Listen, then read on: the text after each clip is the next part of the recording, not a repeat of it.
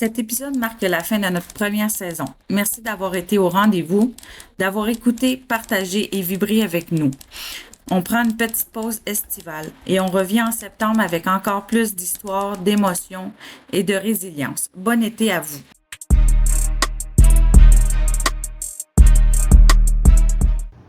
Hello, mon ami! Hello, mon ami! Comment ça va? Ça va bien, toi? Oui! T'as-tu passé une belle semaine? Oui, passé une très belle semaine. On est rendu au vendredi, parce qu'on se rencontre le vendredi. Occupé, beaucoup de rendez-vous, beaucoup de nouveautés aussi dans ma vie. Fait que, petit changement comme ça, là. C'est le fun. Prépare, oui. Ouais. Ben, moi aussi, tu sais, dans le fond, c'est dans les derniers podcasts, on en a demain qu'on tourne, mais moi, je vide mon local dimanche. C'est terminé. Vrai. Il est loué. Enfin. Ouais. Donc, c'est un nouveau départ aussi pour moi. C'est vrai. Je laisse partir ça derrière moi, puis ben, je suis bien contente. Ouais. Le jolité s'en va pas, le podcast. Non, pas juste le podcast. On déménage le setup. Oui, mais parce que je paye encore le local ici. On était encore dans le jolité, comme on vous a déjà dit. Oui, fait qu'on vous réserve des petites surprises pour le futur local. Oui. Mais en attendant, on va se promener. Oui, on va se promener. Parce que le prochain local, on l'a seulement en juillet. Oui, c'est ça. Mais d'ici là, ça va être encore plus cosy. Ça fait différent. Puis je pense que les gens aiment ça aussi que... Oui, qu'il y ait du changement. C'est ça. Nous, on s'amuse comme ça. Puis on avait tout acheté notre matériel de toute manière pour le déplacer, puis se promener, puis aller visiter les gens. Exactement. Pour nous, là, c'est pas le contenant qui compte, c'est le contenu. Fait que c'est sûr que ça sera pas toujours aussi esthétique que tous les autres podcasteurs. Exact. Qu'on soit chez vous, qu'on soit dans un parc, tant que le son est bon puis qu'on nous entende, nous, c'est vraiment notre priorité. Puis mettre les gens à l'aise. Oui, si la personne est plus à l'aise chez elle, ben ça va être le fun, on va aller chez elle, elle va être bien, elle va être encore plus ouverte à vouloir s'ouvrir. Oui. Fait que non, moi j'aime ça. C'est qu'on en a quelques-uns de prévus puis qu'on va aller dans les petits environnements des gens. Fait que j'ai vraiment hâte que vous voyez comme qu'est-ce que c'est quand on se promène en podcast, puis est-ce que c'est faisable? Je pense que j'en ai pas vu d'autres, là, se promener en podcast. Fait que. Ouais. Non, j'aime ça. J'aime notre aventure. Moi, je l'aime. Moi, je suis vraiment contente. Puis, ce que j'aime encore plus, c'est de voir, tu sais, qu'on le fait dans la bienveillance. Puis, de jour en jour, je vois les gens qui sont bienveillants vers nous. Oui. Tu sais, moi, en fin de semaine, j'avais mis des stories puis j'avais mis les liens, mais j'ai mal mis les liens. Je les avais juste comme copié-collé puis je les ai mis dans la story.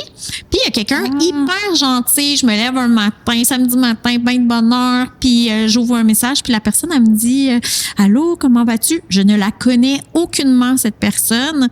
Et elle me dit « Ça te tenterait-tu que je te montre comment faire pour mettre un lien sur une story? » Je suis comme « Ben oui! » J'ai trouvé ça tellement gentil et bienveillant. J'ai senti aucun jugement. Tu sais, comment, tu sais même pas comment mettre un lien puis tu fais un podcast. Oui, tu sais. Non, j'ai pas senti ça pas en tout. Là, c'était comme genre, ah, wow, c'est bien gentil. Puis on a discuté un peu ensemble. Puis elle me racontait un petit peu son parcours et tout. Puis là, j'ai fait comme, il y a des gens qui sont gentils. Puis j'aime ça que vous comprenez que on part de rien. Mais moi, je suis confiante que dans le temps, ça va fluctuer, tu sais, de jour en jour, on voit les vues s'accumuler, puis tu sais, moi, je suis fière de ce qu'on fait, tu sais. Moi aussi, vraiment, puis tu sais, c'est la même chose. Moi, sur YouTube, je ne savais pas qu'on pouvait pas écrire des commentaires. Là, on vous demandait d'écrire des commentaires.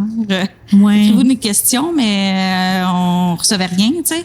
Fait que c'est quelqu'un là qui m'a dit oups, parce que ça marche pas les commentaires. Je suis comme oups, je le savais pas. Mais parce que tu sais, on vous l'a dit dans le début, on part avec zéro connaissance en électronique.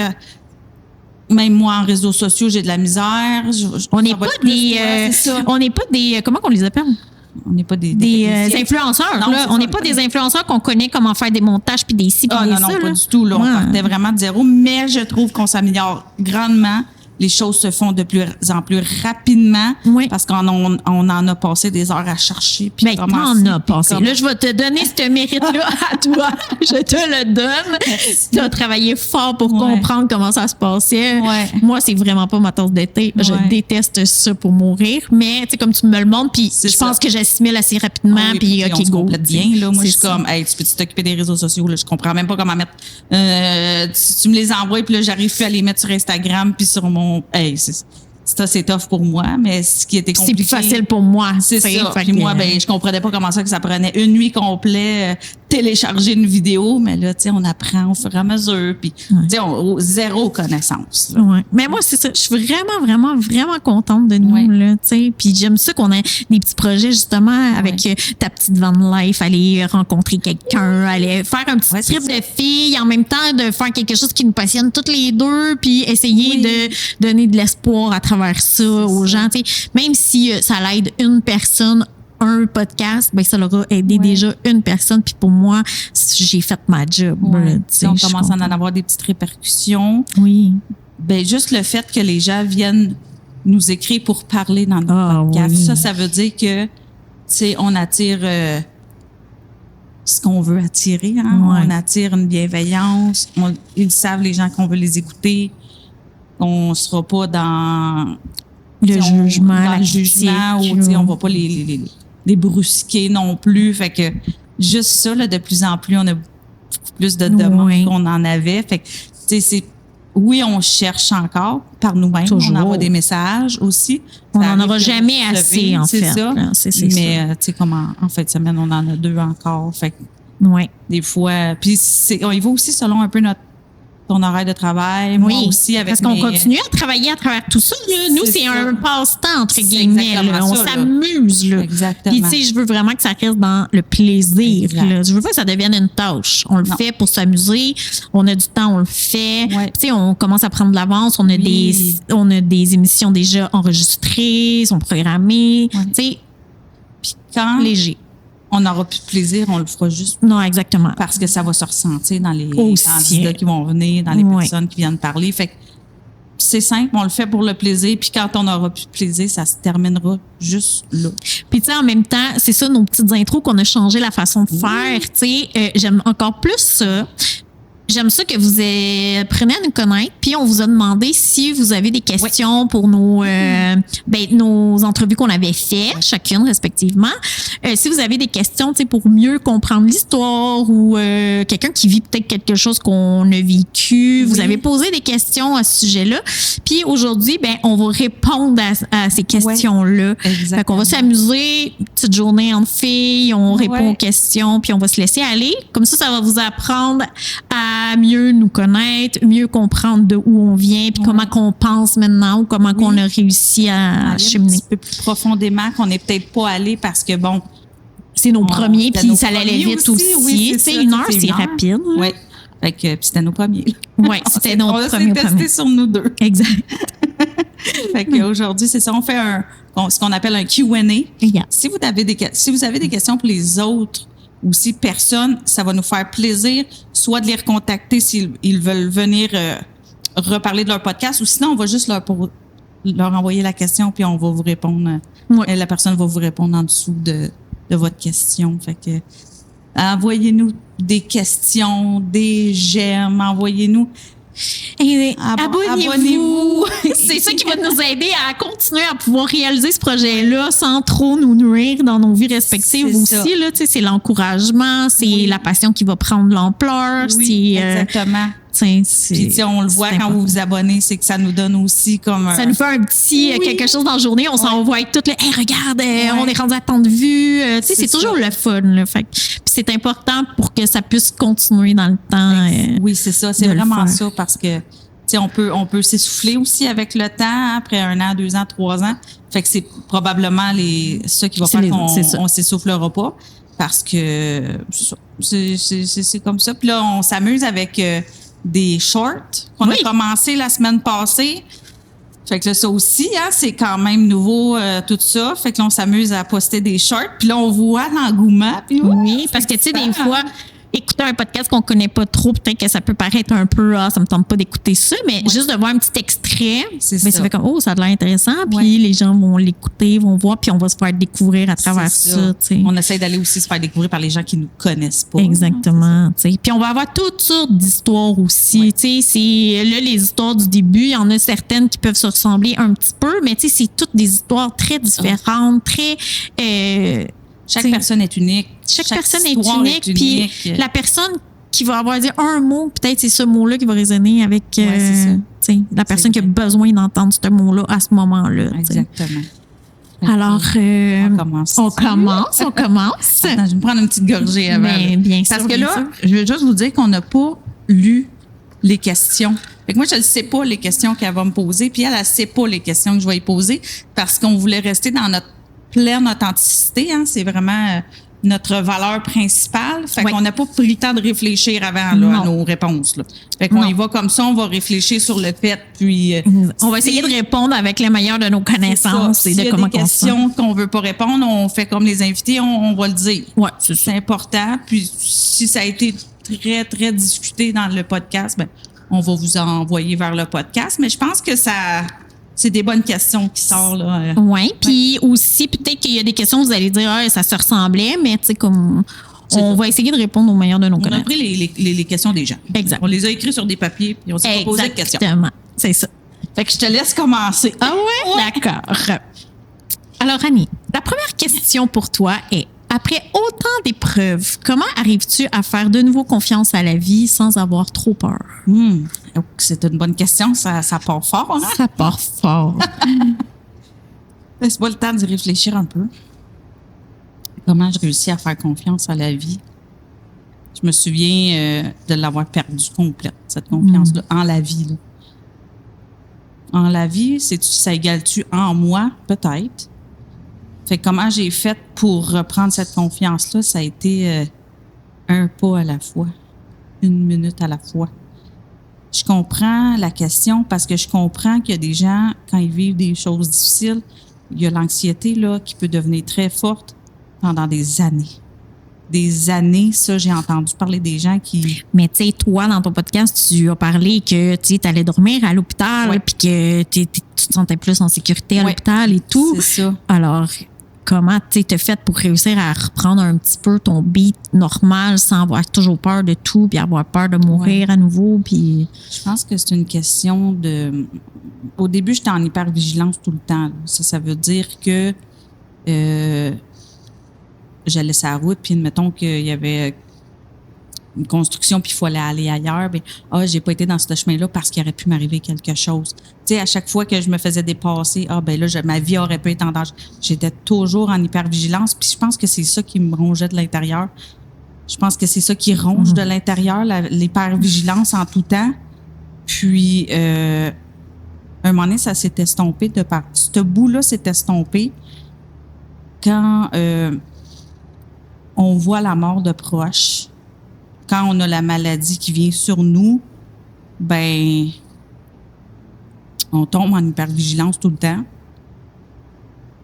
Puis à un moment donné, je me suis dit, moi j'ai un épée de Damoclès parce que j'ai toujours peur d'avoir un ACV, mais la personne là, qui a eu le cancer, là, avant d'être en rémission, il faut qu'elle attende 5 ans. 5 ans d'anxiété, 5 ans de stress. Ouais. Moi, là, j'ai rien à attendre. J'ai rien à attendre, tu sais. Tout le monde attend d'avoir on n'attend pas d'avoir une maladie. Ce que je veux dire, c'est que on ne sait jamais quand humain, ça va arriver. C'est ça. Chaque être humain, on ne sait pas quand ça va arriver. Fait que je me suis dit, on ne sait pas plus quand ça va réarriver. Exact. Fait que si je m'empêche de vivre en tout temps, je vais être malheureuse. Fait que c'est comme de voir, c'est plate à dire, mais quand j'ai regardé comme quelqu'un qui a le cancer ou quelqu'un qui a eu d'autres maladies, là, ça peut tout nous arriver, même ceux qui sont en santé. Mm-hmm. J'ai vu mon chum en santé mourir. Fait que, tu sais, je veux dire, ça peut arriver à tout le monde. Tout le monde, tout le monde. Fait que la peur, elle s'est estompée, mais il y a aussi le fait que, bon, je prends encore des pilules pour l'anxiété, mais j'ai fait un pas à la fois. J'étais pas capable au début de conduire de par moi-même. Je me suis assise, puis ça m'est pas arrivé en conduisant, là. Oui. Imagine ceux qui ont des accidents d'auto. J'avais peur d'avoir un ACV pendant que je conduisais. Fait qu'il y a les premières fois, c'est mon ami qui conduisait, j'étais assis à côté. Après ça, j'ai pris la route, j'étais allée jusqu'à l'école, mon fils. Longtemps. Après ça, j'ai décidé d'aller faire mon premier long voyage. J'étais allée à Québec toute seule. Ça, c'était un exploit, je me félicitais. Okay. J'avais peur, j'étais en hyper-vigilance. Tout le temps, j'avais juste peur. Puis là, tu avais été à Québec, y avait-tu une raison particulière ou c'était juste pour te mettre au défi de je vais être capable, je vais y aller? Je m'étais loué là-bas un hôtel puis j'allais au spa, tu sais. Mais juste d'aller au spa, là, tout à coup, qu'il m'arrive de quoi? Pour vrai, j'étais dans le spa puis j'y pensais, là. J'ai-tu le droit de faire du spa? Mon corps, comment est-ce qu'il va réagir? Vu que c'est chaud, je vais-tu avoir un lancer? C'est quelque chose. Après ça, je suis allée faire le cercle avec les Autochtones. Là. J'ai fait une retraite. Le cercle de la vie, c'est ça? Oui, c'est une retraite chez les Autochtones. C'est plus dans le bout de Sainte-Adèle. Fait que là, c'était un 3 jours complet. Il y avait d'autres mondes, mais c'était un défi, là aussi. Un gros défi. Fait que défi par-dessus défi que je me suis lancée, là, j'ai comme passé au travers, mais je pense qu'il faut vraiment sortir de sa zone de confort. Est-ce que toi, avec qu'est-ce qui est arrivé, tu avais plus peur pour toi? Est-ce que tu as eu un moment donné, vu que ton chum avait décédé aussi, est-ce que tu t'es mis à avoir peur que tout le monde décède autour de toi? Non. C'était plus sur toi? Vu que toi, tu avais eu la crise cardiaque, la CV et exactement. Tout. J'avais pas peur que tout le monde meure. OK. Dans le fond, ça revient à dire, est-ce que j'ai plus peur de la mort? Ouais. À cause de... Je pense que j'ai pas peur de la mort, j'ai peur de la souffrance qui vient avec ça. Comme tout le monde, je pense. Ouais. Je pense qu'on se pose pas ces questions-là quand on a notre âge, mais j'ai moins peur de la mort que j'ai peur de la souffrance de perdre quelqu'un. OK. Bon. Ouais. Vraiment. Parce que cette souffrance-là, elle a été pire, je pense. Ouais. Mais que ma propre mort même, là, je pourrais dire. Là. J'ai plus peur de la souffrance de perdre quelqu'un que de ma propre mort. C'est plus ça. Fait que... non, ça a été... si, mettons, j'oublie mes anxiolytiques, dépresseurs, une journée, je fais un petit peu d'anxiété, puis j'ai peur de faire de l'anxiété. Tu sais, c'est pas parfait, là. OK. Je veux dire, j'ai l'air comme ça de rouler, oui, mais t'as encore tes défis. Oui, j'ai encore mes défis. Ça se fait pas du jour au lendemain. Non, c'est ça. J'ai eu des trucs aussi. Ma cohérence cardiaque, mes respirations. Fait qu'au moment que je sens que mon cœur il se met à débattre, j'arrête tout. Puis là, je prends mon 5 minutes de respiration parce que je peux m'en aller moi aussi dans mes pensées puis là, faire plus d'anxiété. Fait que ça, c'est comme une anxiété normale qu'un peu tout le monde a, mais là, moi, je le ressens. Fait que j'arrête tout. Ça m'est arrivé cette semaine une fois, je te dirais. Fait que, tu sais, j'ai encore mes défis. Ça se fait pas du jour au lendemain, mais ça fait quand même mais tu as un peu plus d'outils dans ta boîte pour t'aider à gérer cette anxiété-là. Quand tu sens qu'elle commence à monter, tu la laisses pas monter à faire la crise au complet. Non, c'est ça. C'est ça. Mais tu sais, je pleure encore beaucoup. Tu sais, c'est ça. C'est un petit pas à la fois, mais je me suis donné des défis. Je me suis poussée pour avoir moins peur.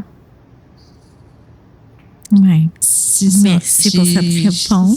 Oui. Je pense que c'est comme bien. Ça. Oui. Parfait. Une question pour toi. Oui. Dans la secte. Oui. Dans la mission, je veux dire. Oui. Est-ce que tu avais encore le droit de penser par toi-même? Je pense qu'ils nous ont jamais enlevé la manière de penser. Bien, j'avais le droit de penser par moi-même, j'avais le droit de penser ce que je voulais, mais en même temps, c'est que tu nais là-dedans. Donc, ta pensée est altérée, là. C'est pas toi qui penses comme ça. C'est comme si, comme j'expliquais à des gens, c'est comme si toute ta vie, tu nais, ta mère a dit « Hey, ça, c'est bleu. » Mais en réalité, c'est rose. Elle dit « Ça, c'est bleu. » Toi, tu apprends que c'est bleu. Fait que toi, quand tu arrives à l'école, tu dis « Hey, ça, c'est bleu. » Mais non, c'est rose. Mais non, c'est bleu. On m'a toujours dit que c'était bleu. Ouais. Fait que moi, c'était comme ma manière de penser. Et moi, pour moi, c'était bleu. C'était bleu.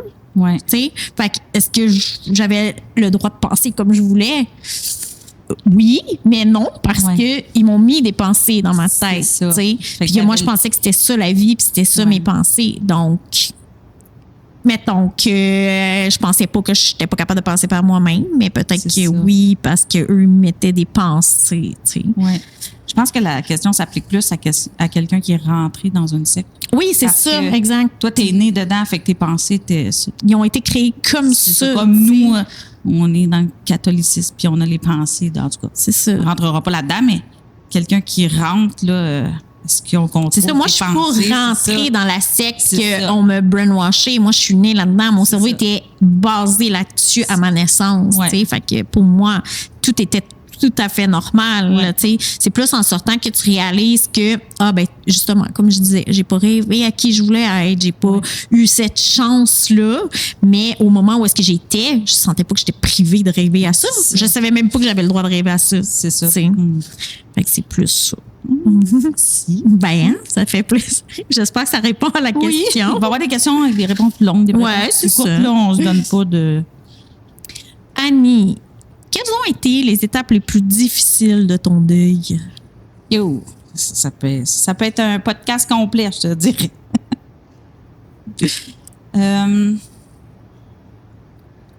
On va séparer deux choses. C'est que le deuil, on dit souvent qu'il y a des étapes. Oui. Il peut y avoir 5, 7 étapes, dépendamment de l'école de pensée. Fait que comme les étapes, on les vit une après l'autre, mais ils viennent pas une après l'autre. C'est que des fois, on est d'une étape, on revient en arrière, on a l'impression qu'on échoue, on continue, on avance d'un pas, on en recule de 8. Je veux pas rentrer trop dans les étapes précises. Ça, c'est un podcast à part entière. Parce que je peux pas dire dans cette étape-là, j'étais vraiment bien parce que ça se peut que c'est revenu après, tu sais, oui. Mais dans mon deuil, ce qui a été le plus difficile, tout est tellement difficile, mais c'est une souffrance qui s'explique pas. Puis c'est pas tout le monde qui vit un deuil qui vit la même souffrance au même moment ou qui vit la même souffrance. Parce qu'un deuil, tu le vis, ton deuil selon la relation que tu as eue avec la personne. T'sais, si c'est ton père, ça sera pas la même chose que si c'est ton enfant. Mm-hmm. Ça sera pas la même chose que si tu as un mari que tu veux plus avoir, si c'est ton meilleur ami. Chaque personne vit son deuil de façon différente. Fait que moi, ce qui a été plus difficile, c'est qu'en même temps, j'avais une peine d'amour. Mais tu sais, on disait que c'était tout le deuil, mais à un moment donné, c'était la peine de mon amoureux qui est parti, mais en même temps, c'est un deuil parce qu'il est décédé. Ouais. Je me souviens de l'espèce de douleur de l'âme que j'ai ressentie dans mon cœur. Mm-hmm. C'est ça que je peux dire. Quand tu me poses la question, je me souviens juste de cette douleur-là. C'est douloureux plus que de la douleur physique. Mm-hmm. J'avais jamais connu cette douleur-là avant. Je pense que les gens qui partent de par eux-mêmes, qui se suicident, s'ils sentent cette douleur-là que j'ai ressentie pendant plusieurs années, je comprends que c'est vraiment insupportable à un moment donné. Puis j'ai vu mon psy, puis j'ai dit, je fais le choix de ne pas vivre dans cette douleur. Je me suis parlé. Okay. Ça se fait pas du jour au lendemain quand on se parle, mais ça faisait trop mal. OK. Ça, c'est la douleur de l'âme que j'ai... Puis souvent, on peut appeler ça la nuit noire de l'âme aussi. Certaines personnes... C'est incroyablement douloureux intérieurement. Je peux même pas t'expliquer tellement que ça fait mal. C'est une... Après combien de temps tu as décidé de ne plus vivre dans cette douleur? 2-3 semaines. Ah ouais, OK. Assez rapidement. Ça s'est passé assez rapidement. Ouais, 2-3 semaines. Tu sais, il y avait la peine, la douleur du... Je pleurais tout le temps, là. Mais à un moment donné, il est arrivé une profonde douleur, puis ça a été le bout le plus tough. Fait que je peux pas te dire... Tout a été tough en même temps parce que j'ai vécu aussi l'ACV en même temps. Tout ça en même temps. Fait que non, je suis pas restée paralysée. J'ai pas eu de réadaptation à faire, mais le fait que l'ACV m'a amené dans un creux. Dans un creux, dans tout ce qui est anxiété et tout. Au début, ça a été tellement difficile de plus être capable de sortir de chez nous. Fait que, tu sais, c'est-tu le deuil? Des fois, c'est-tu les répercussions de l'ACV? C'était tout ça en même temps. J'arrive pas à te dire une étape précise qui a été... Est-ce que tu connais les étapes du deuil? Oui. Tu veux-tu me dire? je me souviens pas des mots par cœur. Fait que j'aimerais mieux qu'on prenne un moment. Tu sais, il y a le déni. Après ça, il va y avoir la colère. Après ça, il va y avoir comme...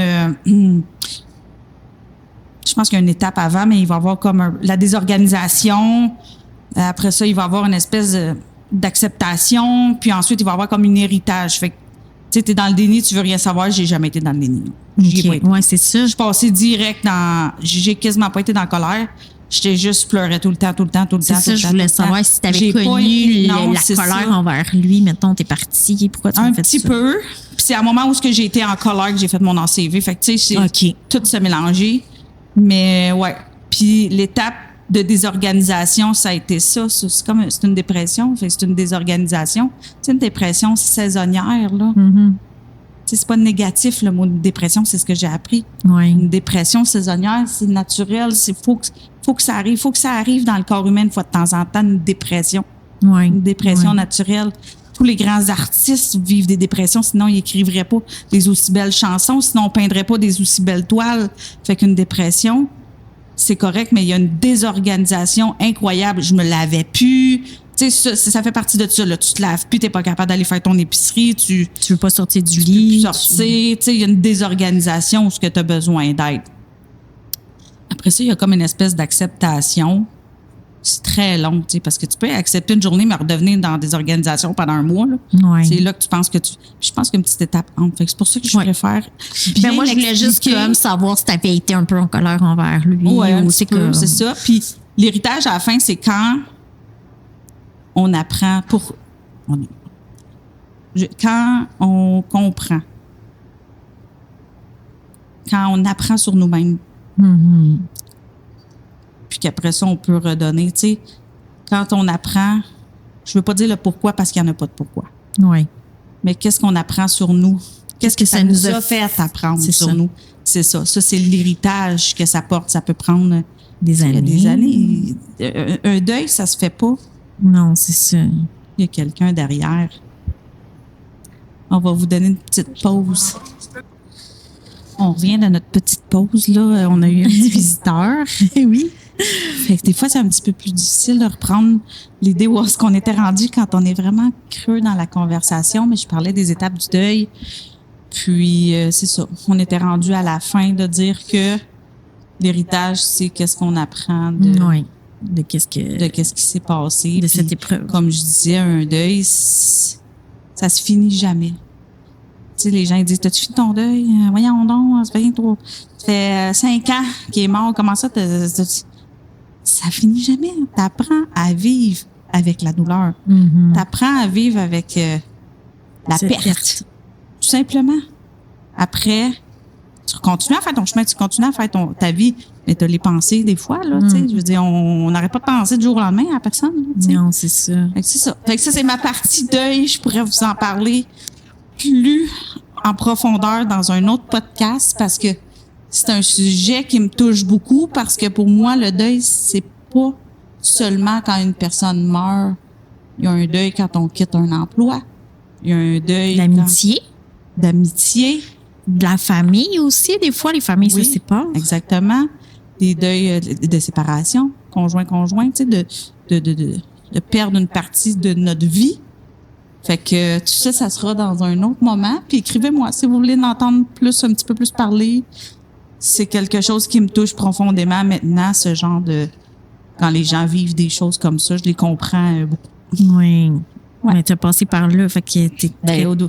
J'ai passé par là parce que mon père il est décédé aussi. Fait que tu sais, moi je suis enfant unique, fait que c'est sûr que j'ai vécu ça un peu tout seul aussi. Toute la complication de l'héritage et tout ça aussi. Fait que ça a été une partie que j'ai vécue. Fait que je peux aussi, tu sais, comment... Tu peux comprendre. Ouais, c'est comme ça. La douleur de ton conjoint, je pense que c'était la plus grosse. Ouais. En même temps, on le sait qu'on va perdre nos parents un jour. C'est ça. On le sait. Puis moi, je l'ai su d'avance. Probablement que mon deuil était fait un peu plus d'avance. C'est ça. Mais mon père, c'était mon héros. C'est ça. Mais c'est ça. C'est là que j'ai compris que les deuils, ça se fait vraiment différemment d'une personne à l'autre. Oui. Mais d'une personne à l'autre, mais selon qui décède autour de toi. Oui. Vraiment. C'est jamais pareil. Même si on se dit, ben oui, moi, quand mes parents ils vont mourir, ben si la vie, c'est normal, je vivrai pas tant, tu sais. On s'en reparlera quand ça arrivera, je dirais. On va attendre d'être rendu là. Oui. Et voilà. D'accord, merci. Je ne sais pas si ça s'apporte à ton histoire, mais je vais te lire la question. Est-ce qu'on t'a déjà fait peur pour t'empêcher de partir? Ben oui, ça vient avec le fait de tu vas avoir peur que la malédiction s'acharne sur toi parce que c'est ça qu'on te dit, tu sais. Oui. J'en avais parlé, je pense un peu aussi, c'est tu sais quand tu quittes, tu penses que tu fais la mauvaise chose. Donc eux, ce qu'ils disent c'est quand tu fais plus partie, on est protégé quand on est dans ce cercle-là. Si t'arrive quelque chose, c'est à cause que tu as fait quelque chose de mal. Oui. Donc si tu pars, tu fais quelque chose de mal, automatiquement il va t'arriver des malheurs. Tu sais, fait que oui, t'as peur de ça, mais à un moment donné, ben moi je pense que je suis une personne qui est excessivement rationnelle. Oui. Fait que j'ai pas eu peur tant que ça. Je dois avouer que oui, j'ai eu peur. J'avais peur surtout pour mes enfants. J'avais peur qu'on m'enlève mes enfants. Ah oui. Qu'on me l'enlève avec un décès, une maladie ou quoi que ce soit, parce que ça aurait été ça mon malheur qu'on aurait pu me faire le plus de mal, c'était ça. Puis, à un moment donné, ça faisait pas très longtemps que j'avais quitté, je suis tombée malade, j'ai eu une infection de rein. Puis, on m'a appelé pour me dire, tu vois. Oh my God. Qu'est-ce que t'attends pour revenir? Puis ça, c'était une de mes amies, tu sais, qui m'avait dit ça. Puis là, j'ai coupé les ponts avec cette personne-là après parce que j'ai fait comme, ben voyons, je suis pas en train de mourir, là. J'ai fait une infection de rein. Puis c'était un peu de ma faute. Mon infection de rein, c'est que j'avais des grosses allergies saisonnières et je prenais des réactines, des allergies, toutes les sortes de pilules d'allergies. J'ai mélangé, il y avait rien qui fonctionnait. Mais là, tu sais, je me suis causé mon infection de rein. Fait que c'était pas une malédiction que la vie voulait me faire mal. J'ai mal fait les choses. Je me suis ramassée avec une infection de rein. De là, ton côté rationnel, parce que les gens qui sont là-dedans, ils croient tellement que s'ils sortent, ils auraient automatiquement dit que... Oui, j'aurais eu peur. Oui, c'est ça. Ils nous ont fait peur souvent, avec la guerre. Tu sais, moi, là, dès mon jeune âge, dès que j'ai eu la conscience eux autres disaient que c'était la fin du monde, la Troisième Guerre mondiale, mais depuis que je suis tout petite, ils en parlent, là. Puis c'était censé arriver en l'an 2000. Selon les calculs de notre Dieu, c'était comme à l'an 2000, on allait vivre ça. Mais ils te font peur. Nous, là, à Mission de l'Esprit Saint, là, on était comme des survivalistes, là. Tu sais, les garde-robes étaient remplis de nourriture en canne. Ah ouais? Oui. Très... moi, toute ma vie, j'ai eu peur. Puis moi, là, en l'an 2000, j'avais 13 ans, là. J'étais en petite boule dans mon lit avec ma soeur, puis j'étais comme, on va mourir, là. C'était sûr qu'on mourrait. Et eux, ils disaient que quand la guerre allait arriver, on allait être les seuls survivants de tout ça si on agit bien. Mais que l'armée allait rentrer dans les maisons, allait prendre nos enfants, allait prendre nos maris, puis on allait manger des rats. Puis tu sais, ils mettaient ça là dans une situation là. Moi, j'ai pleuré des nuits et des nuits en pensant à la guerre. Tu sais, fait que on n'avait pas le droit de voyager parce qu'ils disaient que si la guerre elle éclatait pendant qu'on était dans un autre pays, qu'est-ce qui allait arriver avec nos enfants? On pourrait pas revenir, on serait pas protégés, blablabla. Fait que souvent, on s'empêchait d'aller voir le monde. D'aller voir le monde. Acheter des maisons, ils disaient qu'il fallait pas s'endetter, qu'il fallait pas si. Fait que longtemps. À un moment donné, les gens ont comme fait, OK, ça fait pas de sens, on va acheter nos maisons puis tout, tu sais, mais ils voulaient pas qu'on s'endette, ils voulaient pas qu'on investisse de l'argent, ils voulaient pas trop parce qu'ils nous faisaient peur avec la guerre. Mais c'est ça, j'ai eu peur terriblement longtemps. Et mais c'est ça, on avait peur de tout, tout le temps. Puis ça m'amène à une question. En ce temps-ci, là, tu sais, ça se passe pas bien, là. T'as-tu encore des émotions qui remontent de tout ça un petit peu? Tu sais, parce que j'ai peur aussi, là, en ce moment, là. Des émotions, c'est comme normal. Tu sais, là. Mais en 2000, on était toutes freaks aussi, là. Nous autres aussi, là. Mais je pense que je veux pas y penser. Ouais. Comme, je me dis, moi, là, depuis 40 ans, j'ai peur de ça. Ouais. Puis c'est pas arrivé, puis j'ai 40 ans. C'est ça. Est-ce que je veux avoir encore peur pendant Ouais. 10 ans? Ça me tente pas. C'est ça. Quand ça Fait que arrivera, quand ça arrivera, ça arrivera. Là. Anyway, on m'a tellement préparé mon cerveau à ce que ça va arriver. Là, j'ai pas envie de m'empêcher d'avoir du plaisir pour ça. Moi, là, je te dis, là, je gardais là, dans des familles, là, puis je pleurais en petite boule là, pendant que... parce que je me disais, aïe, si c'est ce soir que ça éclate, je suis loin de ma famille, je serai pas avec ma soeur, je serai pas ci, je serai pas ça. Puis, ouais. Je m'en souviens, là. J'avais vraiment peur, là. Ouais. Fait que, tu sais, j'avais aucun plaisir de rien parce que, tu sais. Mais non, c'est ça. T'as peur de tout le temps. Puis, tu sais, une des raisons pourquoi j'ai ouvert le Jolité, ça a fait beaucoup de controverses avec ma famille, avec mon chum de l'époque. Personne n'était d'accord. Puis, c'était toutes les raisons qu'on me donnait, c'était des raisons de peur. Parce que, tu sais, on sortait un petit peu de la pandémie. C'était pas tant le temps de partir un projet que tu mettais de l'argent dedans. Et je me souviens que à ce moment-là, j'ai fait, je suis tannée d'avoir peur. Je suis tannée d'avoir peur. Ouais. Oui, je vais perdre de l'argent, peut-être. Oui, mais si je fais juste, je ferai jamais rien. Fait que j'ai dit, arrêtez de me parler de vos affaires. Il y a rien qui va m'empêcher de le faire. C'était un défi. Ça a été mon plus grand défi. Pour te dégager de la peur parce que je me souviens que je m'étais vraiment chicanée avec mon conjoint parce que lui, il était vraiment pas d'accord. Puis j'ai dit, tu arrêtes pas de me faire peur. Ouais. Je suis tannée d'avoir peur. Toute ma vie, j'ai eu peur. Moi, je veux plus avoir peur. C'est ça. Oui, si ça, tu sais, comme, il est fermé, là, le Jolité, là. C'est vrai que ça n'a pas fonctionné comme j'aurais espéré que ça fonctionne, effectivement. Mais j'ai tellement appris de cette aventure que j'ai eue là. J'ai appris à m'affirmer. Parce que j'étais pas une personne qui s'affirmait tant que ça. J'ai appris à mettre des limites. Parce qu'on était deux au départ. Puis il a fallu que, tu sais, je suis le genre de personne qu'on peut facilement me piler un peu sa tête. Je me laisse piler dessus, mais je suis capable de mettre une limite. Mais là, j'ai eu la preuve que j'étais vraiment capable de mettre mes limites. Fait que ça m'a appris ça. À chaque fois que je mettais une limite, j'étais comme, oh, OK, oui, c'est vrai, je suis capable. Parce que je savais que j'étais capable, mais on m'avait jamais comme mise à l'épreuve. Mais là, j'étais là.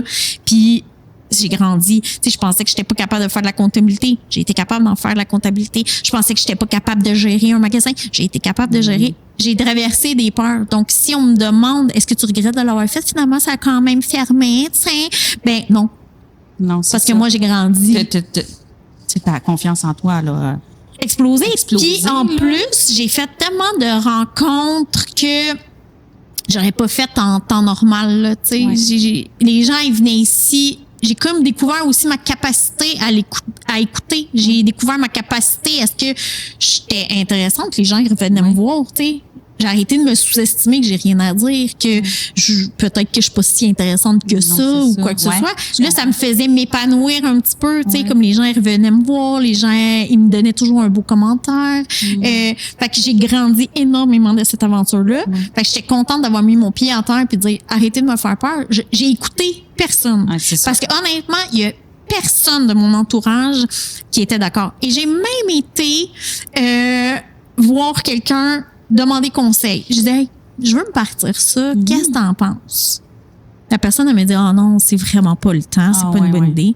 J'ai été chercher le conseil et je n'ai pas écouté le conseil. Mais tu l'avais ici. J'ai voulu le faire à ma tête, tu sais. Je te dis pas que j'étais sûre que ça aurait fonctionné. En dedans de moi, je le savais que ça fonctionnerait pas. Mais tu voulais relever le défi. Exactement. Je voulais arrêter d'avoir peur. Puis je me suis dit, si t'essaies rien, t'as rien. Fait que j'ai essayé. J'ai été perdante financièrement, oui, mais j'ai gagné énormément en d'autres choses. C'est tout à ton honneur. Fait que, mais c'était vraiment l'histoire de la peur parce que je suis née à un endroit où est-ce qu'on me faisait peur tout le temps. Wow. Tu sais, ça vient dire qu'est-ce qu'on apprend, tu sais, d'une situation difficile, c'est comment est-ce qu'on grandit de tout ça, là. C'est l'héritage que ça t'apporte. Exactement. Là, c'est ça. Parce que sans ça, tu serais pas là, on serait pas. Exact. Vraiment. Tu sais, ça n'a pas été Jojo ici, là. Ça n'a pas toujours été, mais j'en garde quand même le positif de tout ce que ça m'a appris. Moi, c'est vraiment ça, tu sais. Oui, il y a eu du négatif. Ça n'a pas été toujours plaisant, mais ce que je garde le plus dans mon esprit, c'est vraiment le positif que j'ai eu. Juste d'être capable de m'affirmer puis de mettre une limite, ça j'étais vraiment fière de moi. Ça a été un de mes plus grands succès. Là, Wow, vraiment. Parce que ça, c'est pas facile, mettre ses limites. Tu sais, ici, je venais ici, pas tant pour les cocktails, là, tu sais, là. Je venais pour te voir, là, tu sais, c'est vraiment ça. On revenait pour te voir. Oui, beaucoup, je pense. Le cocktail, c'était un prétexte. Un prétexte, oui. Je vais y aller. Oui, c'est ça, c'est vraiment ça. Tu sais, les gens me répétaient ça souvent. Oui. Fait que ça me donnait la confiance que, OK, j'ai quelque chose que les gens voient que moi, je voyais pas. Ouais, oui. Tu sais, ça vrai. Aussi, ça m'a fait découvrir ça. Des fois, j'arrivais chez nous, je dis, ça n'a pas de sens. Ça n'a pas de sens. Cette personne-là est restée toute la journée avec moi. Il y en a qui arrivaient pour vrai, là, à l'ouverture, puis ils fermaient avec moi, là. Ah, ouais. Ça arrivait plus qu'une fois, puis plus de personnes différentes, là. Ah, ben ouais. Tu sais. Je préfère des conférences, là, tu sais, des groupes, groupes écoute, là. Ah, oui. Mais, tu sais, c'est arrivé des fois, des gens que ça faisait genre proche de 30 ans que j'avais pas vu.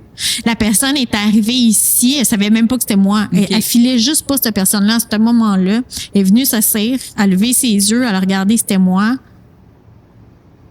Elle s'est vidé un petit peu le cœur, fait un câlin. Tu sais, c'est comme, on dirait que les gens, ils venaient puis c'était bien, puis c'était confortable.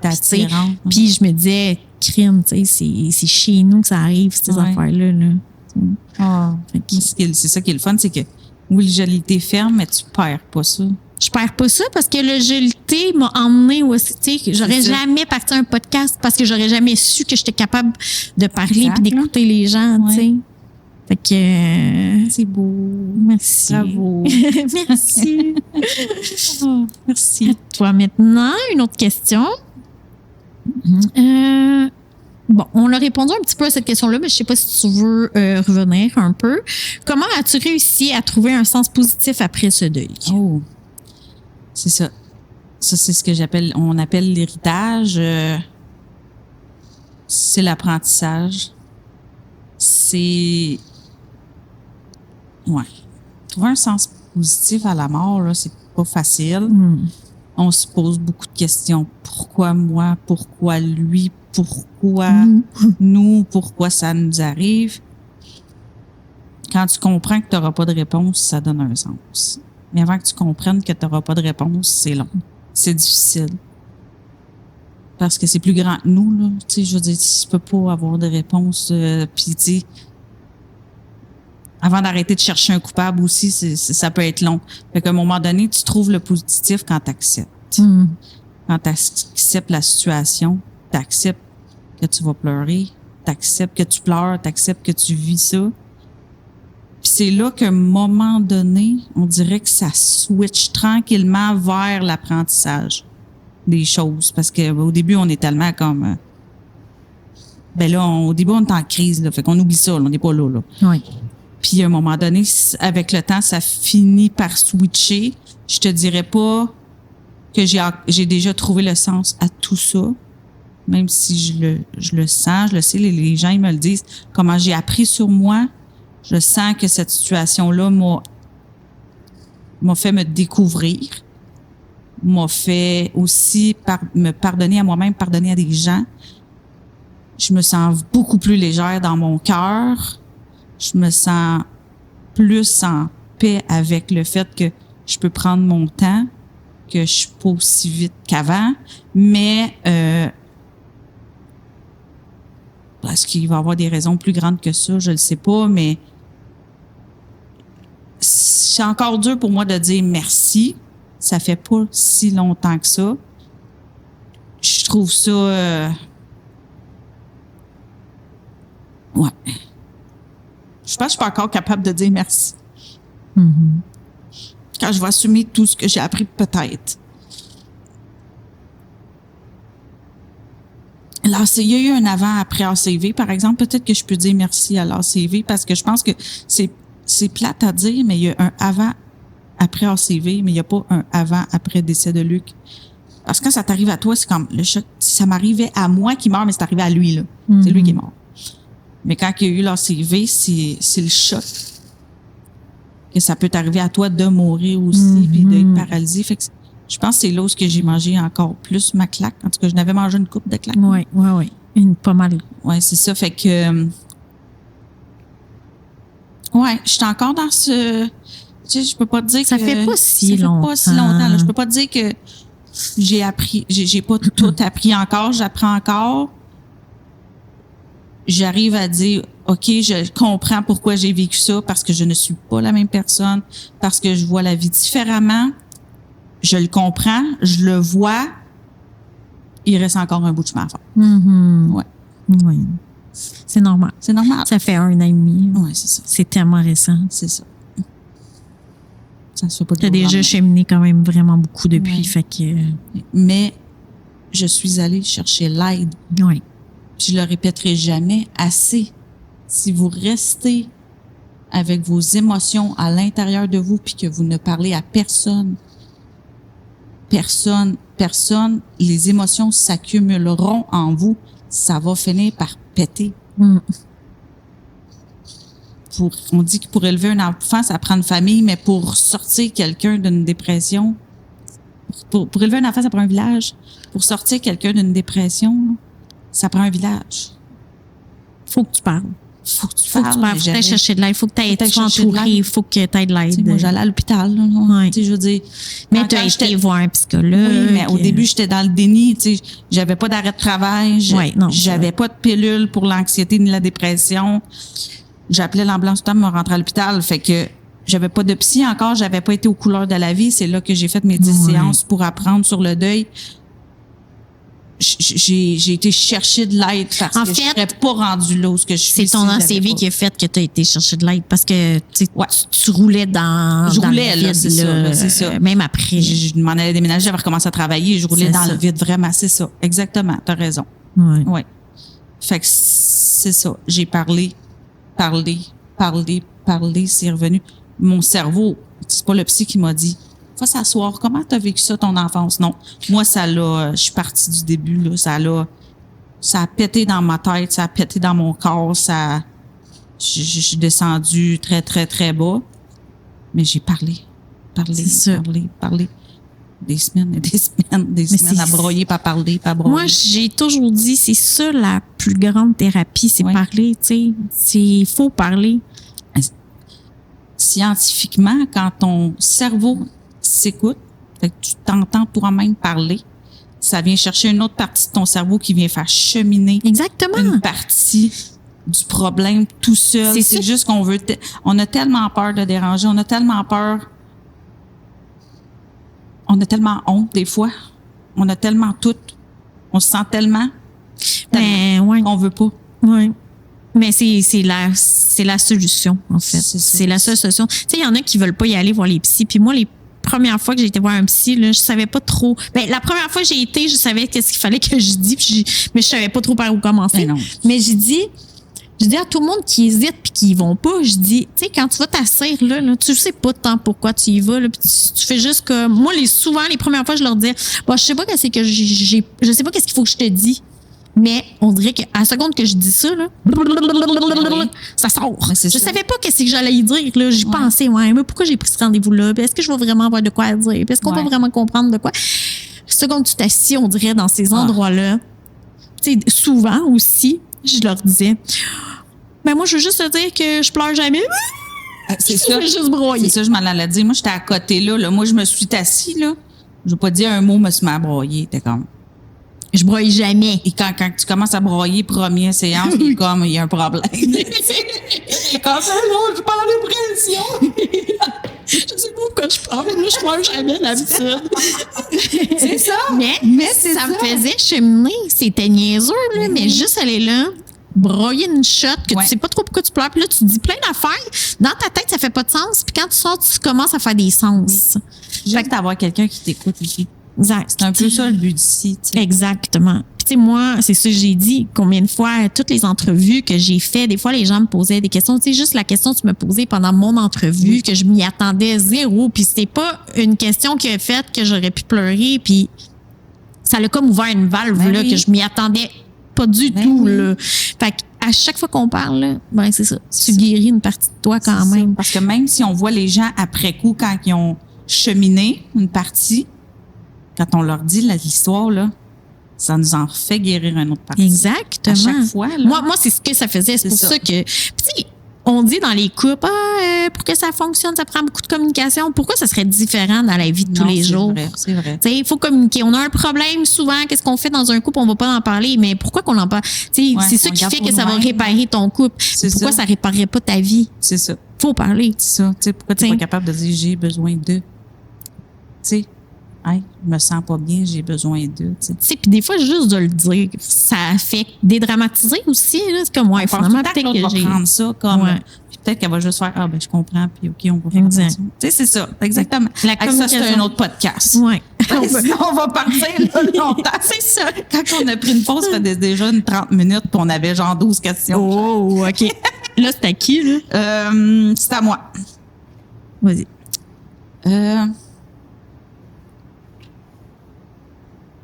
Qu'est-ce que tu n'as jamais osé dire pendant que tu étais dans la mission?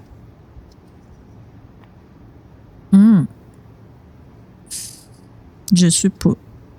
Je pense pas qu'il y ait quelque chose que j'ai jamais osé dire. Non. Ouais, surtout. C'est ça, surtout. Je suis pas gênée, mais non. Je penserais pas qu'il y a des choses que j'ai jamais osé dire à mission. Je m'affirmais quand même. Ça a fait des conflits des fois.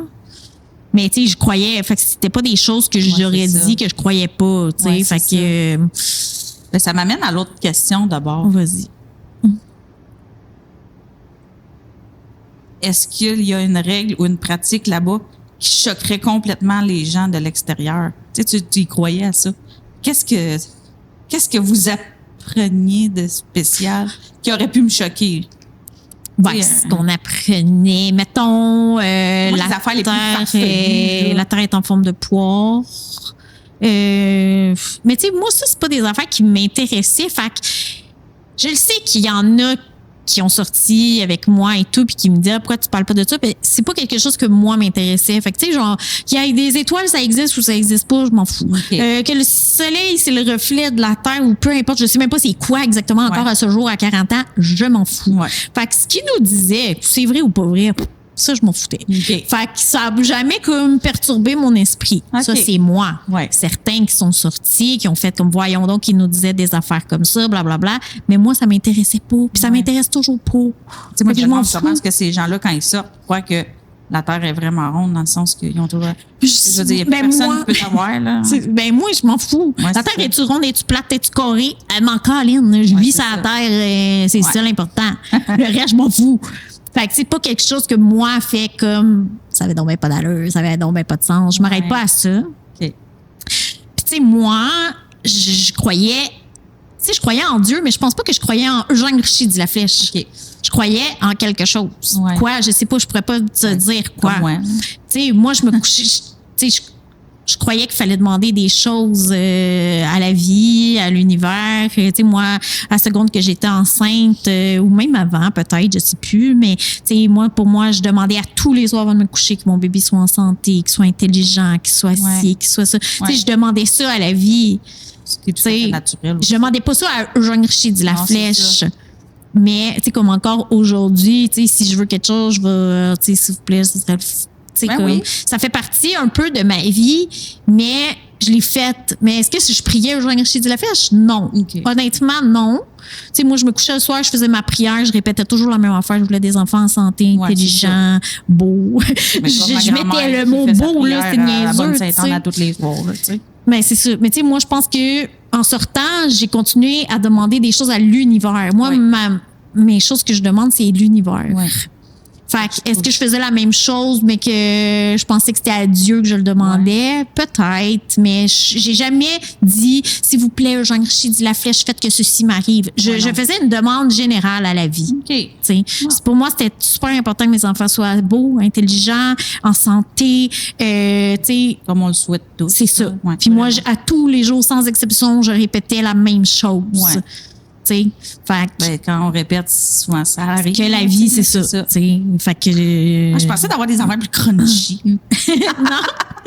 Mais c'est ça, moi, je me le fais reprocher, ça, c'est qu'il y a des gens qui ont vécu la mission de l'Esprit Saint différente de moi.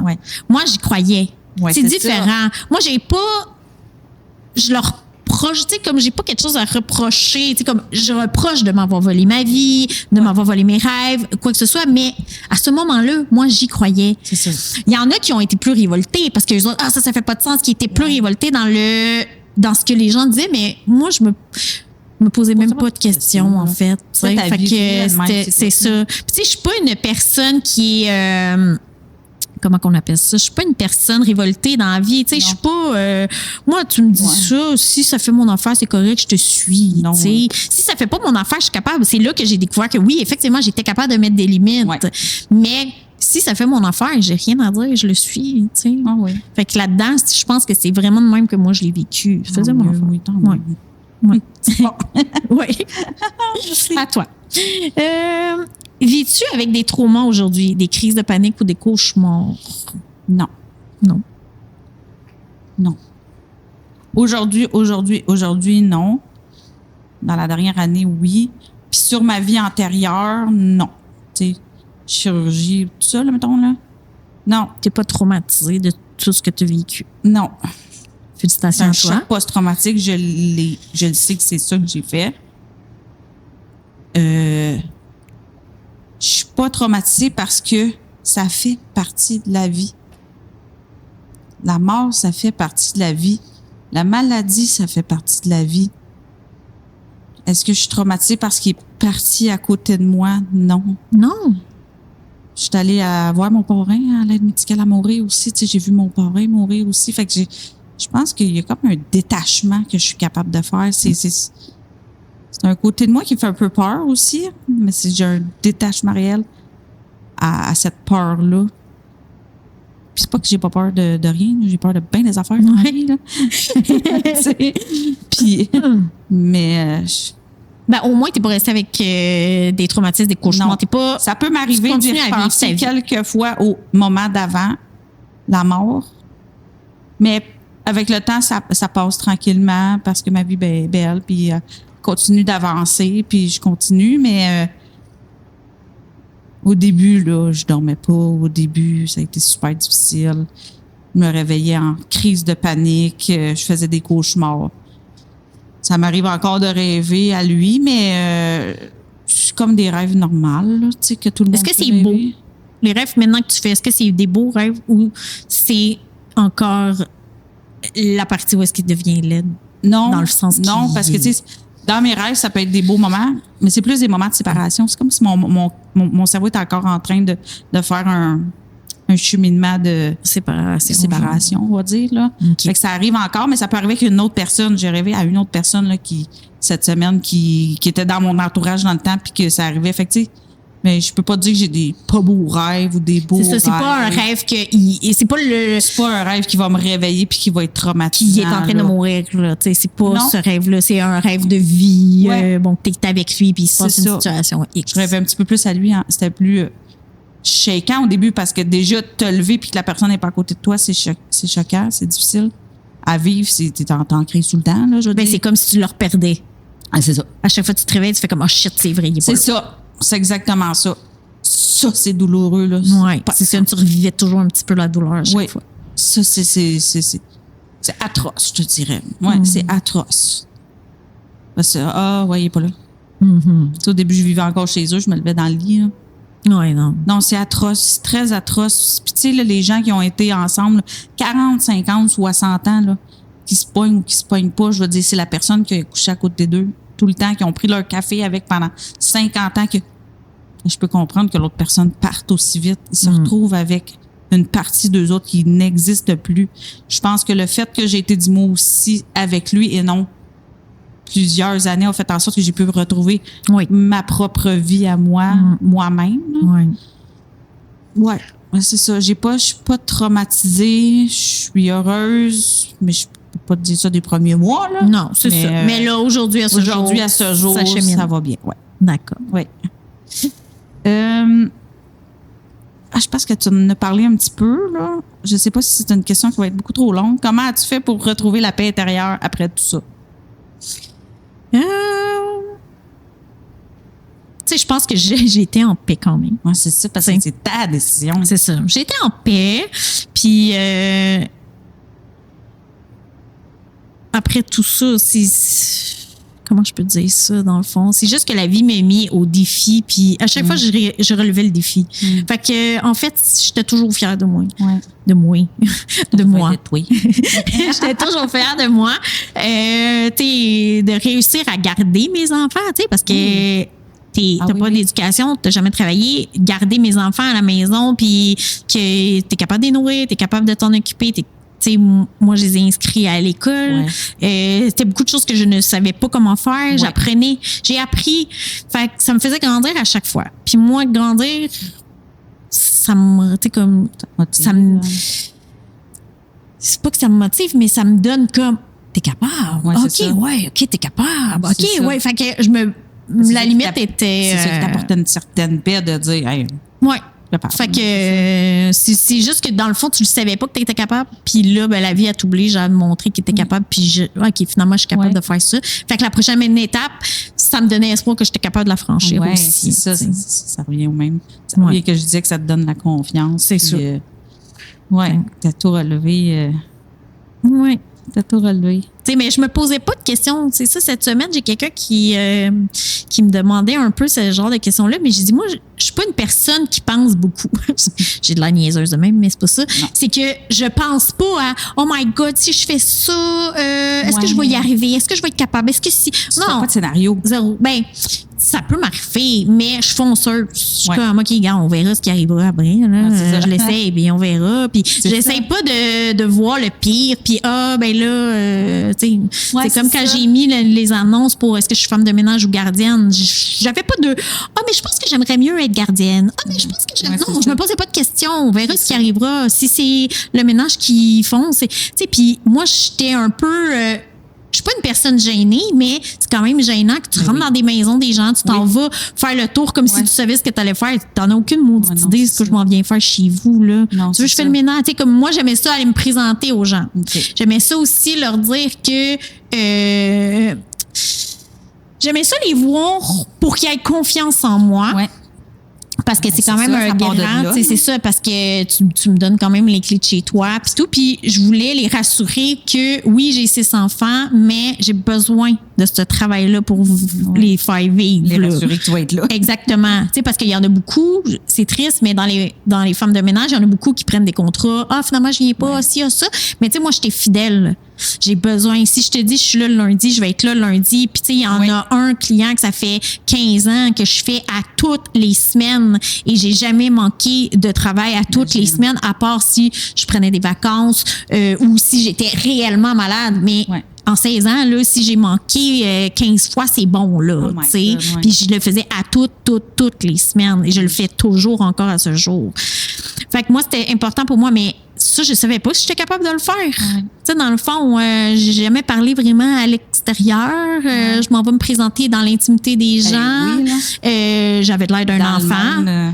Et j'avais quoi, dans le monde extérieur, le monde épeurant. J'avais 27 ans environ, mettons, là.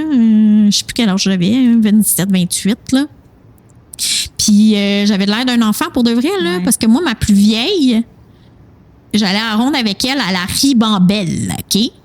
Puis à la ribambelle, quand ils ont venu pour nous rentrer dans... Il a dit, ça prend un parent avec vous. Mais c'est moi, sa mère. Fait qu'imagine de quoi j'avais l'air quand je rentrais chez des gens, que je leur disais... d'en avoir 30. Mais imagine que je leur disais que j'avais 6 enfants, puis que j'avais besoin, puis que j'allais être là, puis que, tu sais, j'essayais d'avoir... Tu sais, mais j'ai eu la confiance des gens.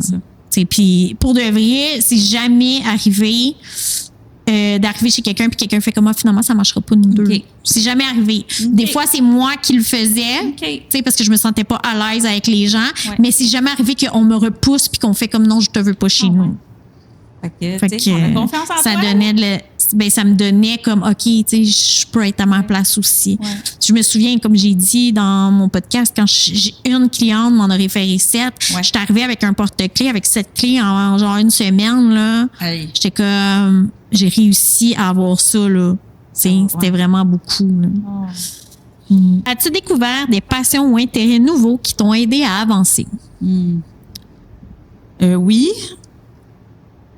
Après le décès de Luc, avec une amie à moi, je lui avais parlé de podcast parce que En fait, mon idée de podcast est venue parce que je trouvais pas de réponse à mes questions. Je me sentais seule à vivre ce que je vivais. J'avais besoin de voir d'autres personnes qui vivaient la même chose que moi. Il fallait que j'entende des histoires de deuil pour me raccrocher à quelqu'un qui a déjà vécu ça. Puis on n'en parlait pas tant que ça, même si ça fait 1 an et demi. Tu sais, là, j'en vois un petit peu plus dans mon algorithme. Mais à ce moment-là, je trouvais pas de podcast, même sur Radio-Canada. Je cherchais des documentaires, je trouvais rien. Beaucoup en Europe, un petit peu plus, les gens... il y avait des groupes, mais c'était des groupes où les gens, ça faisait 10 ans, 12 ans que c'était arrivé, puis ils étaient encore dans un deuil incroyable. Et j'étais comme, God, tu sais.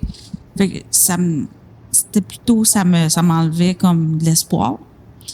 Fait que là, je m'étais dit, j'aimerais ça parler, moi, de ce que je vis au jour le jour, parce que je pourrais montrer aux gens qu'est-ce qu'on vit, comme une espèce de télé-réalité, mais qu'on est en train de vivre le moment, le pire de sa vie, sauf que, tu sais, quand on pense à ça, on peut pas faire ça, dans le sens que c'est beaucoup trop demandant juste de faire un podcast, là, tu sais. Je veux dire, on a besoin de vivre nos émotions. On a besoin de prendre le temps de les vivre, puis après ça.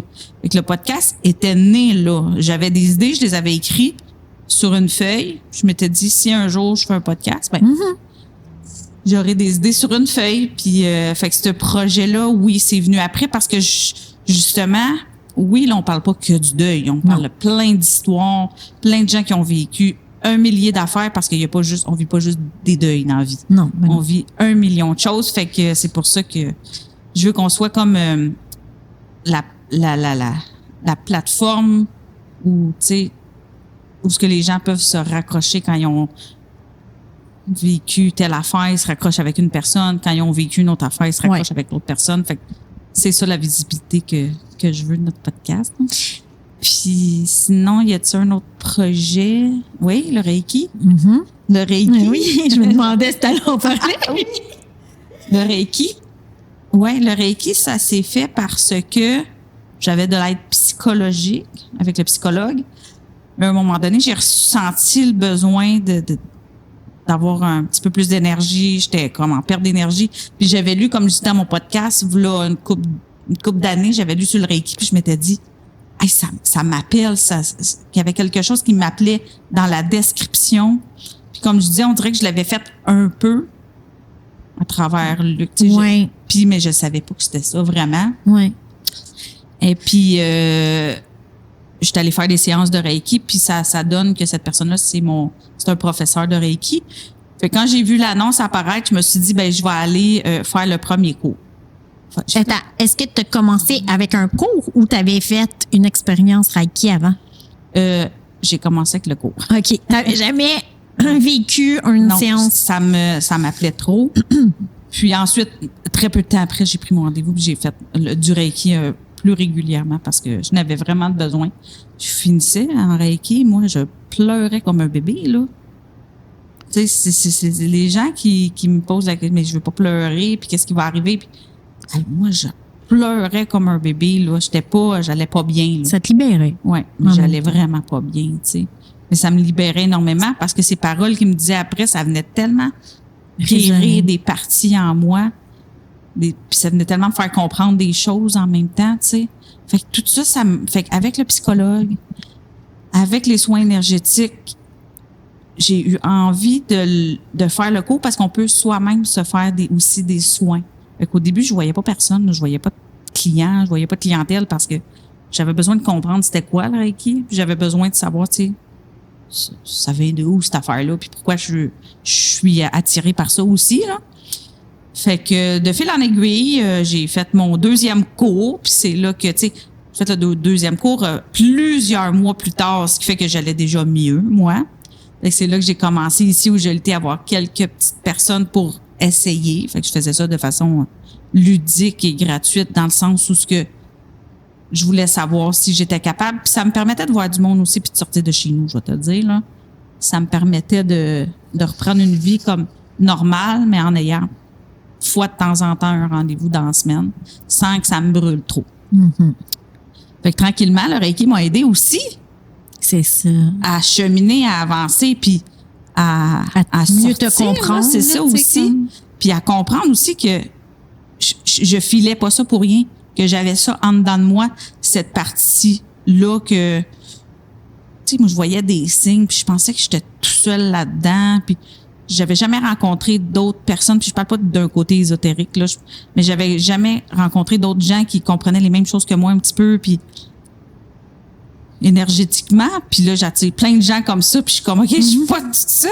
Ouais. Mais ouais, c'est ça. Fait que les gens qui viennent me voir, ben c'est qu'ils ont besoin d'un réalignement énergétique, mais en même temps, je leur parle maintenant. Tu sais, ça me permet de les guider maintenant. Ouais. Fait que ça, c'est un effet positif de tout ce que j'ai vécu dernièrement. Puis j'ai pas fini ces cours-là.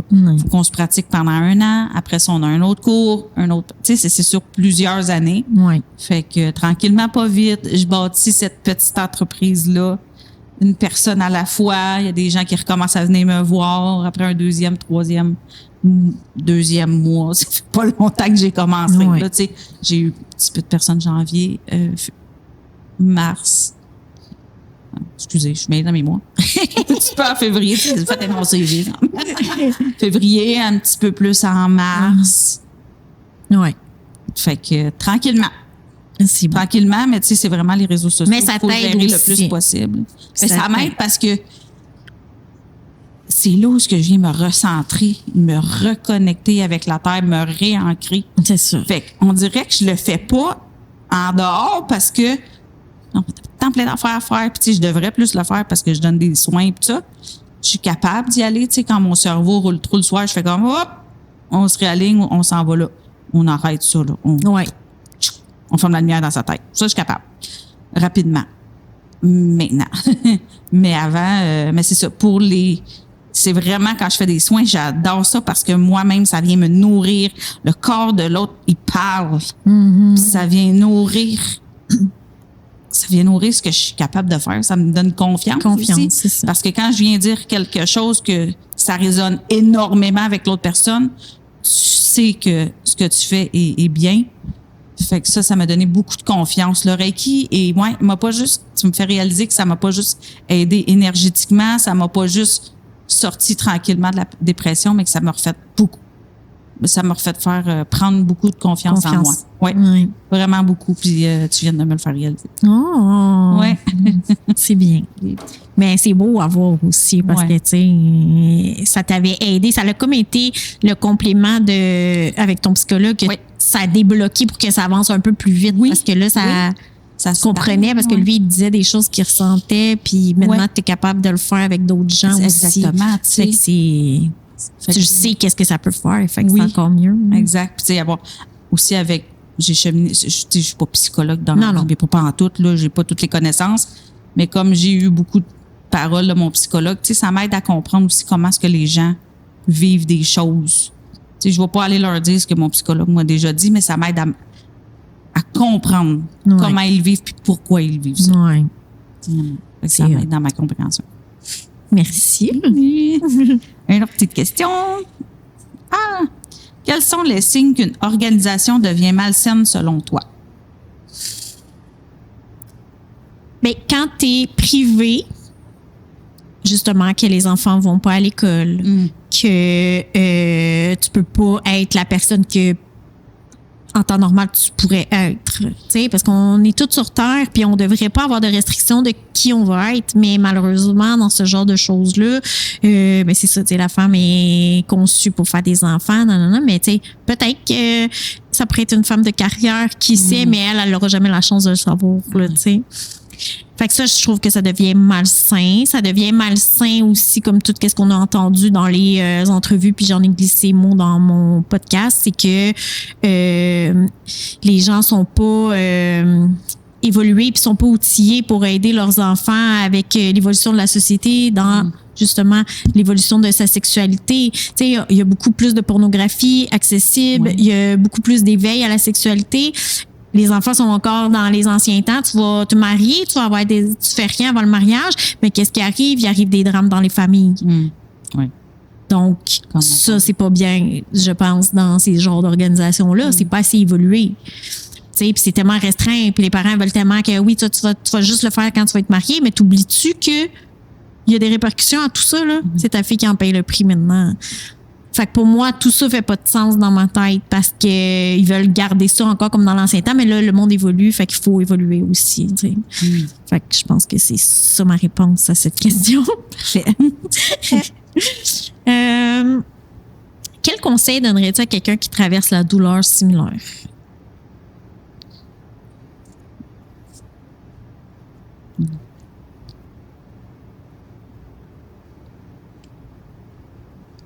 C'est plate, là. C'est le conseil qu'on m'a donné. C'est le pire conseil au monde quand t'es dedans.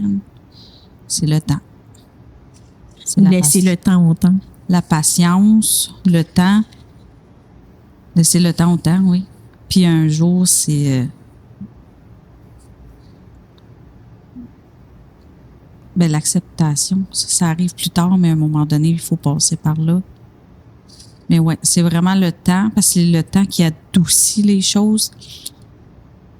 Mais le meilleur conseil que je pourrais te donner, c'est quand tu vis une émotion, là, arrête de te juger puis vis-la. Quand tu vas accepter ton émotion, là, en premier lieu, là, pas accepter la situation là, qui t'arrive, quand tu vas accepter que tu as le droit d'avoir de la peine, quand tu vas accepter que tu as le droit d'être en colère, que tu as le droit de prendre une journée de congé au travail parce que ça file pas, ben déjà c'est un grand pas. Quand tu acceptes tes émotions sans culpabilité, c'est quelque chose. C'est déjà difficile.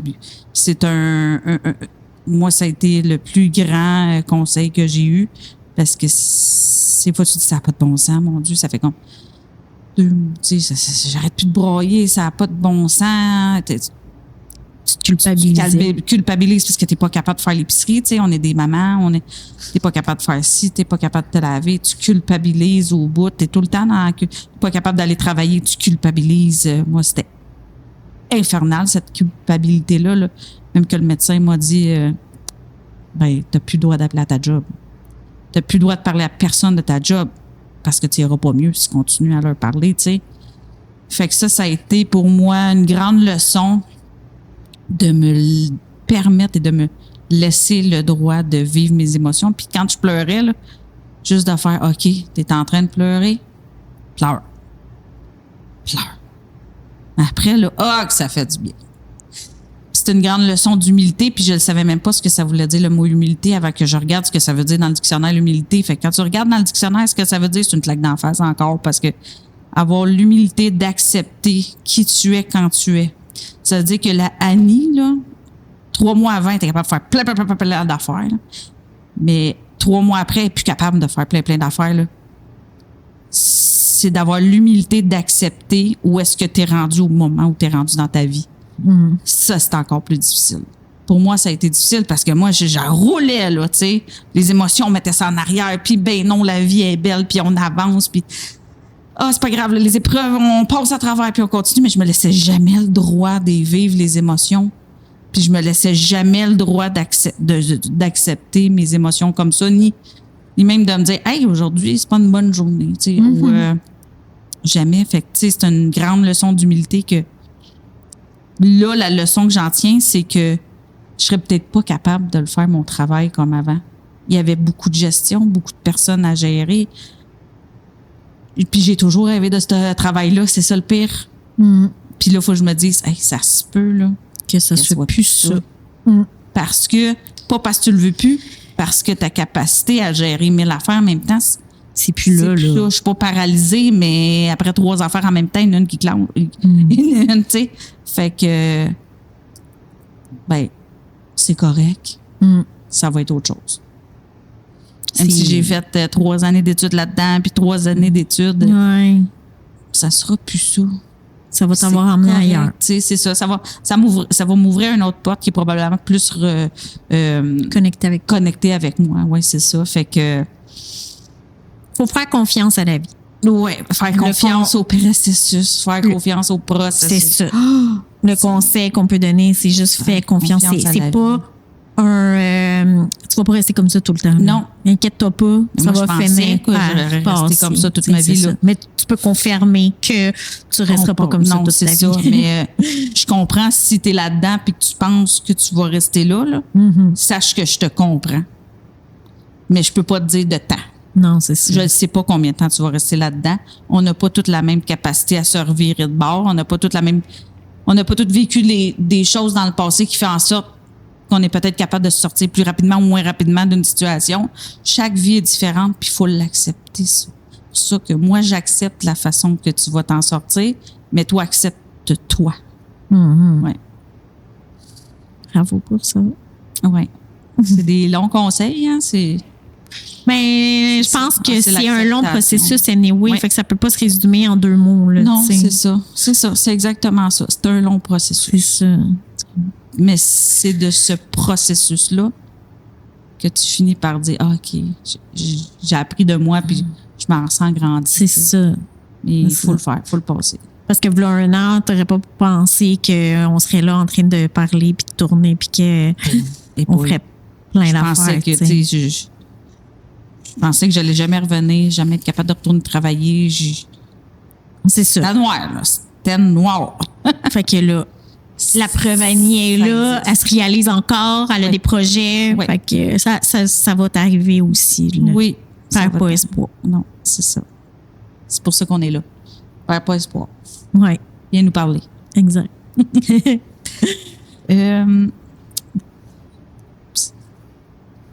C'est ma dernière question. D'accord. Si quelqu'un de la mission écoute aujourd'hui, qu'est-ce que tu veux lui dire?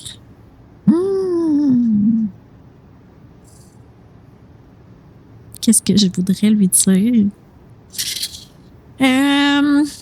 Honnêtement, très honnêtement, j'ai pas grand-chose à dire parce que ça chemine toute seule, tu sais. Moi, je croyais, fait que peu importe ce que la personne m'aurait dit, j'aurais fait comme blablabla, c'est ça, ils ont raison, check, t'essaies de m'influencer. Donc, j'aurais rien à le dire à cette personne-là. Si c'est une personne qui songe à prendre son envol par elle-même, ce que je pourrais lui dire, c'est tu vas être capable.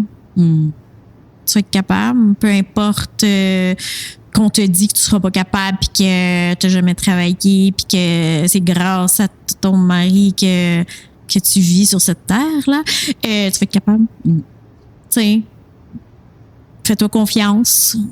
Tu vas y arriver, puis c'est pas vrai que tu vas mourir demain matin parce que tu feras plus partie de Dieu puis il va te... Je pense que seulement la personne qui voudrait quitter, je veux juste lui dire que elle va être capable. Je pense qu'elle va être capable. Faut qu'elle se fasse confiance. Puis tu sais, il y en a. Je trouve qu'il y en a beaucoup qui disent que il y a pas assez d'aide. C'est vrai qu'on n'a pas d'aide. C'est vrai que peut-être que tu pourras pas y aller à l'école ou quoi que ce soit, puis que tu as les responsabilités, mais il y a toujours quelqu'un sur ta route qui va t'aider de toute manière. Tu sais, souvent, ce que je dis, c'est que c'est pas de la manière que tu veux qu'on t'aide, peut-être, mais si tu te laisses aider, tu vas t'aider. Tu sais, comme moi, j'avais fait une demande de panier de Noël. J'avais été, tu sais, c'est peut-être pas comme, le gouvernement qui m'a envoyé à l'école, le ci, le ça, mais j'ai eu de l'aide. Tu sais, donc, ça va arriver sur ton chemin. Il y a des gens qui vont t'aider. Puis il y a des gens qui sont sensibles à ça puis qui vont tu sais, puis moi j'ai été super chanceuse là dans la vie parce que j'avais rencontré des gens qui m'ont fait évoluer. Je pensais à ça cette semaine, c'est que il y a quelqu'un qui m'avait posé aussi la question, tu sais, comment tu as fait pour être capable de te sortir puis de vivre dans ce monde-là sans avoir trop peur ou dans le jugement parce que tu avais quand même des pensées limitées. Puis moi, j'avais une amie qui, elle, était rentrée dans mission aussi. Mais elle avait eu un passé avant là, qui était pas jojo. Puis elle est rentrée en mission, puis après elle est ressortie, puis là on a eu un bout de chemin ensemble, puis elle m'avait aidé à dédramatiser plusieurs choses que tu sais, elle était plus jeune que moi, mais elle m'a fait grandir là. Tu sais, à un moment donné, j'avais quelqu'un dans mon entourage qui voulait se teindre les cheveux en bleu, puis moi j'étais outrée de ça, puis j'étais comme oh my god, il est punk, puis il verra pas mes enfants, puis non, puis elle m'a fait comme wow. arrête ça.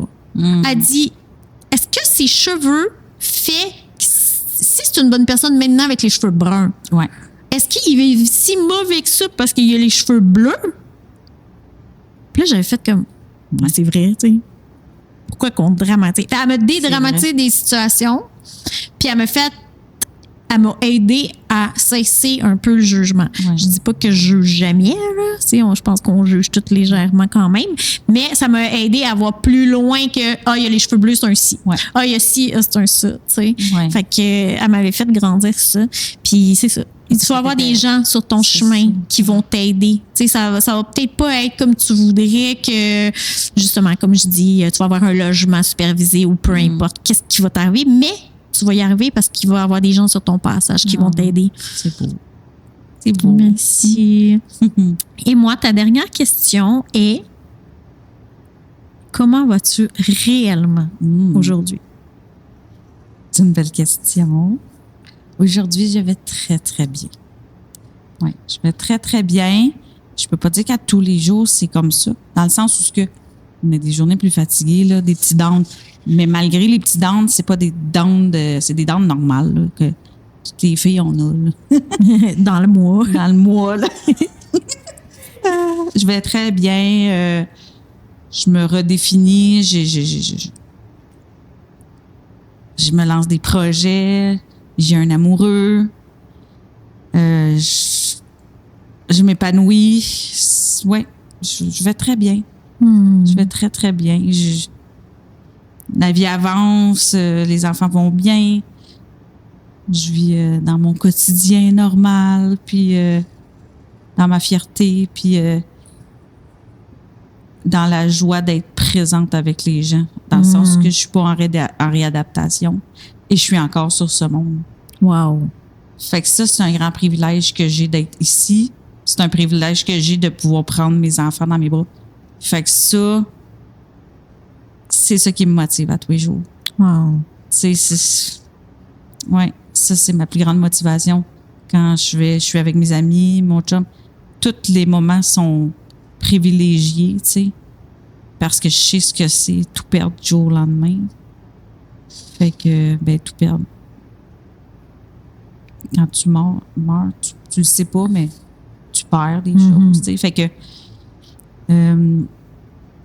d'autant plus que les gens autour de toi perdent quelqu'un aussi. Fait que non, je suis reconnaissante d'être encore là malgré toutes les maladies, malgré les chocs que j'ai vécus.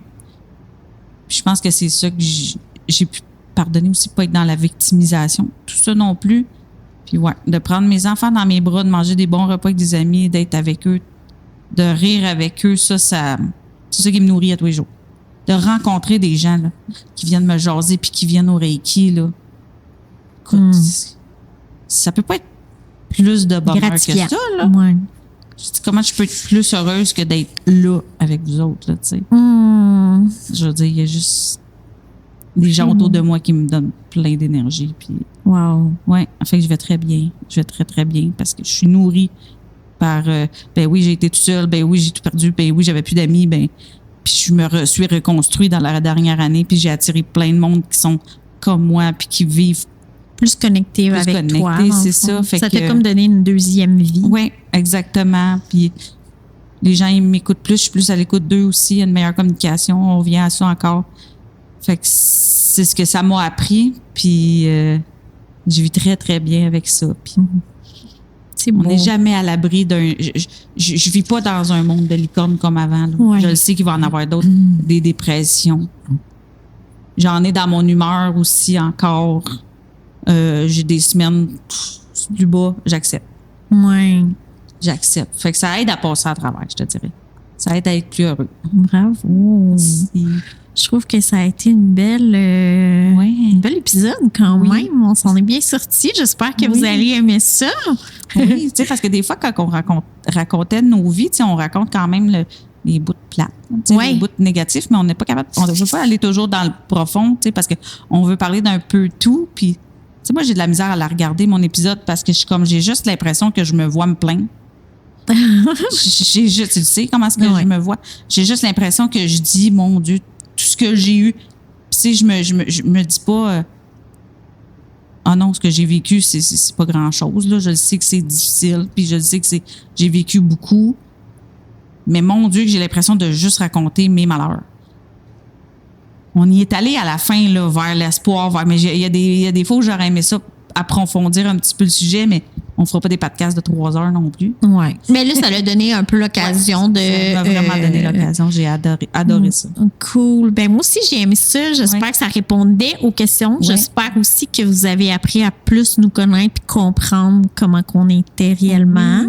Fait que c'était ça le but aussi de cette émission-là. Oui, vraiment. Alors, puis moi, de te connaître davantage. Oui. Parce qu'on apprend à travers ça. Oui. De podcast. Quand est-ce qu'on va aussi loin? Dans des conversations avec des amis. Quand est-ce que tu connais une amie d'autant loin puis d'autant profond de savoir toute sa vie au complet de A à Z? On va pas là. Oui. Fait que, ben, merci beaucoup et bonne écoute. Bonne écoute? Non, abonnez-vous! Aussi. Bye bye.